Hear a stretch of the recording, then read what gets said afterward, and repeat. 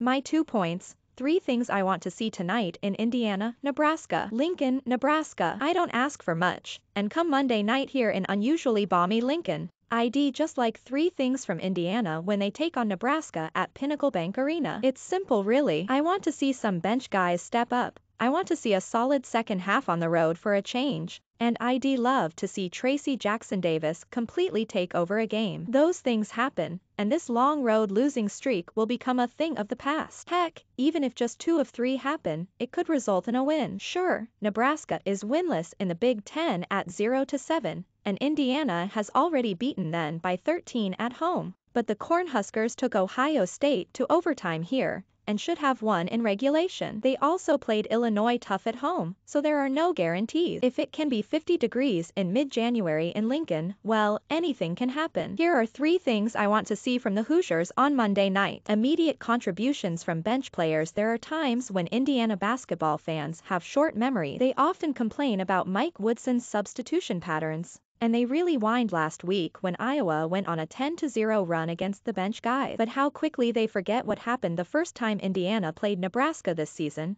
back on December 4th in Bloomington. Nebraska got off to a quick 16-6 lead and Woodson didn't like the energy level he was seeing from the starters, so he yanked all 5 of them and put the second unit in. And that 10-point lead was gone before you knew it. Indiana's bench scored 26 points in that game, with freshman Tamar Bates leading the way with 13. That kind of stuff needs to happen more often. Woodson was right to say that the second unit guys are just as important as the starters. And when they come in, they have to play well, especially on the road. And especially on Monday night when it's critical to get a win against the Cornhuskers, who are still winless in the Big Ten. You got to be able to do all the little things to help your team win. Indiana sophomore guard Galloway said Saturday while previewing the game. When you go on the road, it's not going to be easy. We know that, but we've got to put ourselves in a position to be right there at the end of the game to be able to win games. Read more. My 2 cents. 3 things I want to see from Indiana tonight at Nebraska. 19 seconds ago, Indiana women's basketball stays at number 6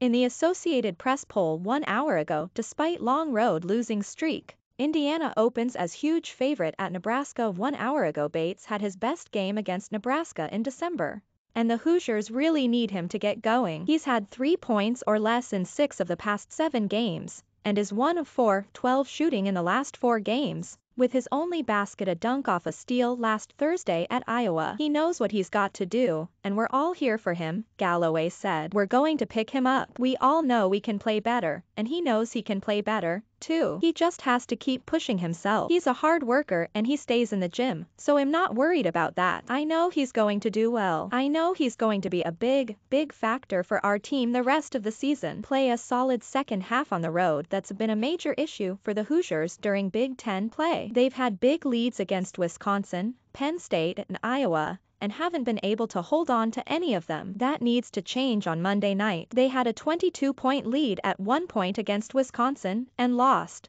getting outscored 39-17 in the second half. At Penn State, they allowed a 15-5 Penn State run in the middle of the second half to let them pull away and then hang on for a 61-58 win. And at Iowa on Thursday, Indiana had a 7-point lead at halftime, but then committed 14 turnovers in the second half and lost 83-74. After scoring 48 first-half points, all the Hoosiers could muster were 26 in the second half. You have zero chance of winning when you have more turnovers in a half than made basket. This is an experienced team with a ton of college games under their belt. There's no reason why they can't be better down the stretch when the games matter the most. They've done it at home, and now they need to take that on the road. Monday would be a good time to start. Let Trayce Jackson-Davis go wild. Nebraska is not very good defensively, ranking dead last in the league while allowing 79.2 points per game. And they absolutely have no answer for Indiana junior forward Trayce Jackson-Davis inside.